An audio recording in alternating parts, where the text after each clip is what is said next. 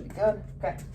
Hello everyone, my name is Tucker Rowe, and tonight I will be teaching my brother Nick the hang clean progression that we have. It is a 4-step process, starting with the very basics, just the hip hinge with a pull, then a high pull, then we work into catching it with a muscle clean, and lastly, the full hang clean. Okay, so we're going to start with the hip hinge.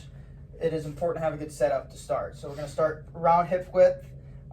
When we come down to pick up the bar, we're going to have straight back with our thumbs on the knurling, probably just outside of our feet.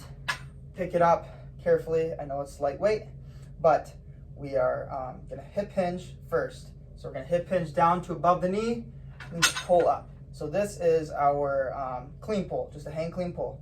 Hip hinge, pull up. So as you get more comfortable, if the weight is too light, you can jump or just get on your toes.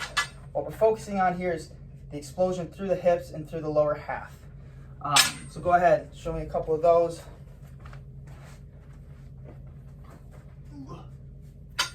Good, pick up the bar safely, hip hinge, good. Yeah, keeping the bar close, shrugging. Good.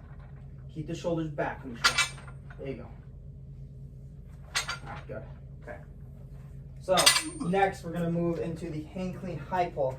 So we're gonna incorporate what we just did, but now we're going to work on pulling the bar up and close to our body. Our idea is we're gonna keep our elbows up and out. We're not gonna try and go like this when we pull the bar, keeping it close. So when we get to the muscle clean, we're gonna work on getting underneath of it. So same thing applies, hip width, just outside the knurling, hip hinge, high pull. Hip hinge, high pull. We're keeping the bar close. That wasn't a great rep, but high pull, okay? Yeah. Just remember, keep that bar close, because if you get farther away, as we have heavier weight, we're not gonna be able to sit underneath of it. Hip hinge, high pull, high pull. Oh, okay, you're okay.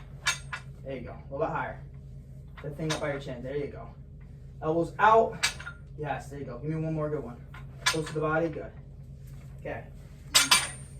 So now we've incorporated those two things. Now we need to work on the catch. So we're not going to have the hip hinge here.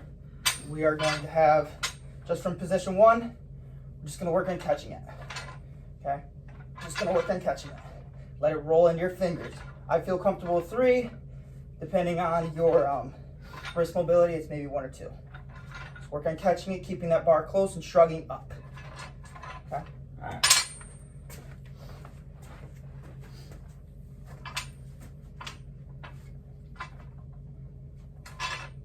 Just, oh yeah, you're right, good job, good. Good, pull it fast. Underneath of it, good, one more. Okay, solid, solid. Okay, so as we get heavier weight, this is where we kind of incorporate all of it, and we're gonna work on shifting our feet just a little bit. So same thing, we're hip width, picking it up safely. We're here, we're gonna get the hip hinge, we're gonna pull up, we're gonna catch, and your feet should shift out just a little bit. As we get heavier weight, you're gonna have to sit underneath of it. Here, jump out, reset. Hinge, jump, reset. Here's one more, just with a squat. It won't look great because it's easier with a little bit heavier weight, but hip hinge, squat, reset. Okay, so give me a couple with just the pull and catch, putting it all together. In the last 1 or 2, try and work on getting into a half squat or so. All right. Hip hinge, good, money. Hip hinge, pull, catch. Yep, keep that bar tight. Just trying to graze the body.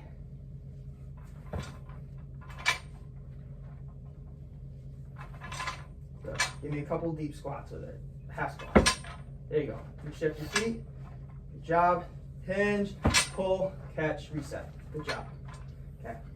Because right, if I'm teaching you that, we need to stay close, but I go here, and like I said, if we got 135 even on the bar, we hip hinge, we go here, there's no way we're gonna try and catch it like that. That's when we can get in trouble and get hurt. Yeah. So, good job.